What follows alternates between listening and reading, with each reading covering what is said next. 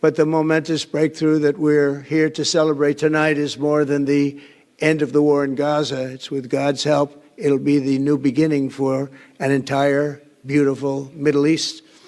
From this moment forward, we can build a region that's strong and stable and prosperous and united in rejecting the path of terror once and for all. We want to get rid of the terror and get on to other things. There are many other things in life that are so good.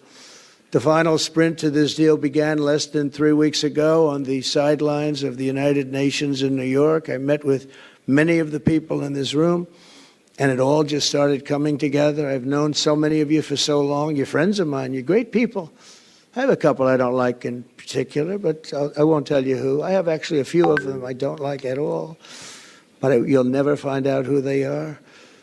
Well, maybe you will, come to think of it. But I have most of you who I like a lot and I respect a lot. Maybe that's more important. We listened and we exchanged ideas and we kept pushing forward until the job was done. And the first steps to peace are always the hardest.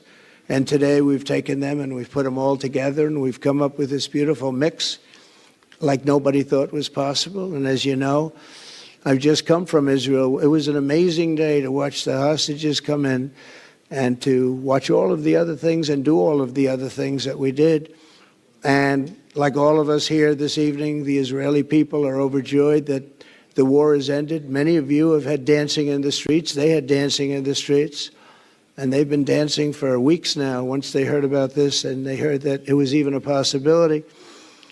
They're elated at the arrival of the hostages and excited to begin this new chapter for the entire region. And it's going to be that. And they are going to be great partners, and I hope everybody's going to join the Abraham Accord. I like to say the Avraham. I love Avraham, but somehow it doesn't sound as good when I say it as it does when some of my other friends say it who are from the region. But we're going to get a lot of people joining the Abraham Accords. We have the 4 great nations that did it early on, and they stayed with it. And then you had the Biden administration, which is the worst administration in the history of our country, and obviously they did nothing on that and anything else. And so it stayed at 4, and now a lot of people, even today, they're talking about all joining up. So many people have talked to me about that, and it's going to be a great tribute to really the United States. I mean, the United States has worked very hard in the Middle East, so it would be a tribute to us and to Jared and to Steve and to all of the people, Marco, all of the people that have worked so hard on that. And it really is going to it's going to guarantee that it all stays together. You're going to do well because the 4 nations do very well. I mean, they do extremely, they're wealthy, but they're a lot wealthier because of it. So I hope everybody's now joining up. Now we have no excuses. We don't have a Gaza and we don't have an Iran as an excuse. That was a good excuse, but we don't have that anymore. All the momentum now is toward a great, glorious, and lasting peace.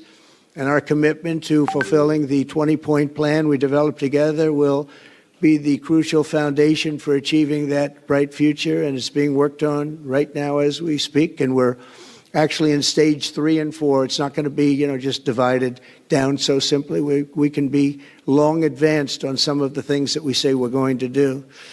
We can take them out of order in a positive way. And we've shown how it can be done with responsible nations like the people in this room, these incredible people in this room, setting aside their differences, seeking common ground, and pursuing a better world for all of us.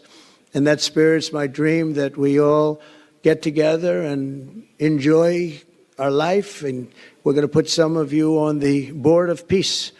Everybody wants to be on the Board of Peace. They said, would you be the chairman? I say, I'm pretty busy too.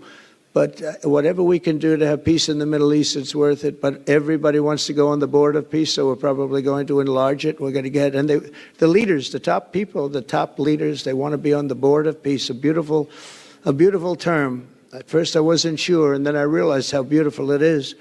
And for the people of Gaza, the focus now must be on restoring the basics of a good life.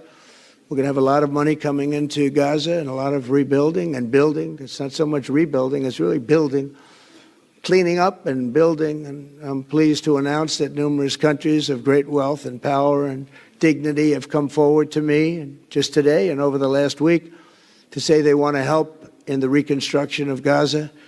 putting up whatever money is necessary. And the money is, of course, it's a lot of money, but it's not much compared to the value or the wealth of these tremendous countries. And they are ensuring stability and success in the Middle East. So when you think about it, it's a very, very small amount of money is necessary, relatively speaking. Download Tribun X sekarang, menghadirkan lokal menjadi Indonesia.